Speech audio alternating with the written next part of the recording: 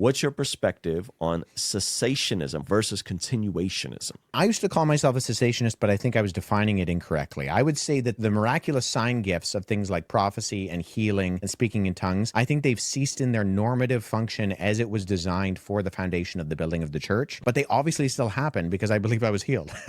So I think that those things are still an ongoing process that God uses. I just don't think that they're normative for the life of the believer in the same way that they were in the time of the apostolic community. That was designed to build the foundation. And when you build a building, you don't continue to build a foundation on top of a foundation on top of a foundation, because that actually compromises the stability of the building. So I think when we look at the New Testament in the apostolic era, we're seeing something very different, and that people shouldn't be healed by our shadows today. Yeah. However, I have seen things in my own journey and when I was, doing short-term missions work after I graduated high school, where you just can't deny that those things are actually happening today. I am fully reformed with a capital R, and I would say that the spiritual sign gifts have ceased in their normativity, but I think they almost certainly happen today. I think what we're hearing here attempts to strike a balance. But when you examine it carefully, it introduces something that the New Testament itself simply cannot contain.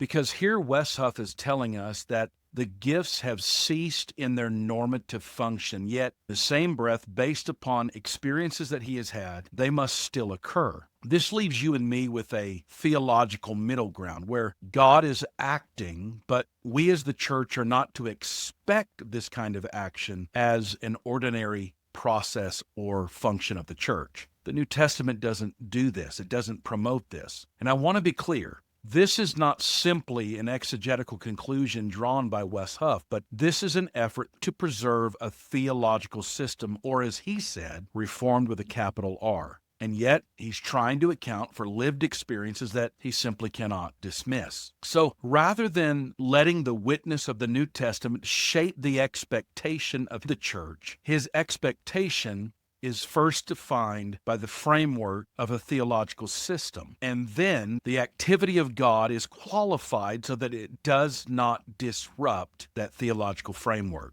But that's where the tension begins. Because when we turn to the New Testament, the activity of the Spirit is not presented as exceptional, nor something that is simply tethered or founded only upon a moment that has since passed. No, the language is not restrictive, but you find that it's also instructive. The church is not warned away from the use and the operation of the gifts of the Spirit, nor the supernatural moments we saw. It's told that we should pursue them, to desire them, to operate in them, and to do with order and discernment. So even the appeal to foundation must be handled carefully.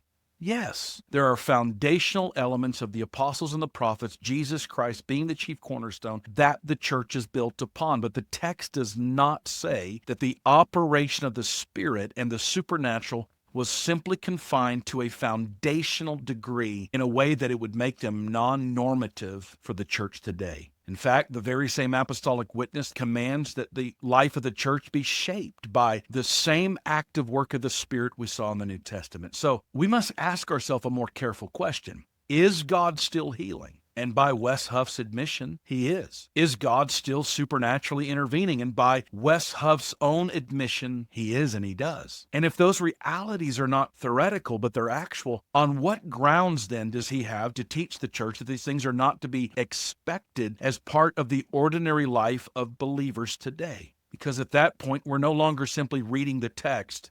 Watch this. We are regulating the text so that we can establish theological frameworks. We're drawing boundaries that the text itself does not draw. The answer cannot be simply to reduce the Spirit's work in today's church life to something that is exceptional or occasional when the New Testament presents it as the very essence of the church's life. So I'm here to say that the Spirit is not an occasional disruption to an otherwise self-sustaining structure. The Spirit is the life of the body, and if he's still acting, then the question, Wes Huff, is not whether we can theologically reclassify his activity as non-normative. The question is, why are we not willing to allow the pattern, instruction, and expectation of the New Testament to define what is normal for the church today, not just for the first century?